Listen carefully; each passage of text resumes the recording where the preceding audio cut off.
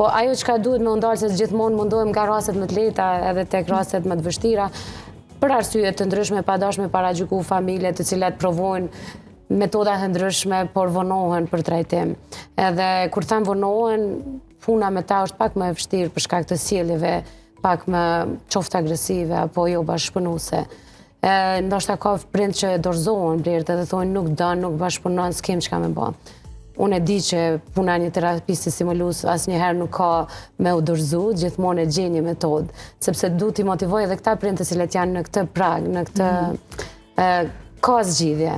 Natyrisht që po ka zgjidhje. Përgjatë punës stimuluse me fëmijë nuk i të bësh vetëm me fëmijë, po i të bësh me tërë familjen. Nuk mundesh me fillu me punu me fëmijën kur prindi gjithsesi nana është në thyrje sipër emocionale, është e guzhduar nga anë të ndryshme, është ndjesin e faj që ku gabova përgjatë rritjes. Vështërsitë për shembull të ndryshme neurozhvillimore nuk është që fitohen, por realisht ato janë të lindura dhe përgjatë rrugës vjen e pa më tepër. Por prindërit që janë në gjendje me provu gjithçka, me shku gjithçka, i lumtur për këtë aspekt që nuk po ndalen, por anën tjetër këtë e bojnë për një farë forme, mos them shfaqësimin, por obligimin moral normal që e kanë, po një bona krejta, po prapë nuk po vazhdohet, prapë nuk po e bën. Ose fillojnë, si që thash më herët, është mohimi fillimisht. Faza pranimit është një fazë shumë e rëndësishme, por është jo me njëhershme. Për atë arsye është gjithmonë terapistat ju ofër prindit, jo në një farë forme mi thonë po mirë është kur nuk është mirë.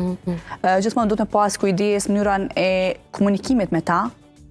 Unë shpesh them, ndoshta më herët fillimet e mia të punës me fëmijë me vështirësi, kur i ke dhënë feedbackun normalisht që faktikisht jam shumë e lumtur në atë aspektet që prindi marrin vazhdimisht brenda, që çdo hap, çdo objektiv që punohet me fëmin ata e shohin edhe e shehen në fytyrat e tyre një kënaqësi që e boni fëmia vet, e realizoi fëmia i vet, edhe nin të e përmendet duke diskutuar me të tjerë. Për mua është kënaqësi kjo kur prindi e sheh, por kur ndonjëherë është i prindi me bën ndonjë objektiv me fëmin e vet, fillon muni në siklet që a ka me ma dhonë mu përgjigjen, a ka me ma bën një sigur terapista që është t'ja bo. Për atë arsye gjithmonë do të punon kënd për fshim, po kur prindi është fazën e mungesës, e vështirësisë pranimit, do të më diskutu me ta për cilën fushë zhvillimit të fëmijës. Jo vetëm mangësitë që cilat fusha i ka, por përparësitë ku është fëmia shumë i fortë, që prindi ka nevojë me i ditë edhe aftësitë e fëmijës vet. Se mangësit ata dhe ata vetë i shohin për shembull. Por kur bën për shembull plan programet e punës në mënyrë që ata me pas edhe më të lehtë edhe prindi normalisht, por edhe terapisti hapat ku ka mendur hyrë me fëmijën, për ta është shumë e mirë se në farë formë jemi në një lloj provimi së bashku.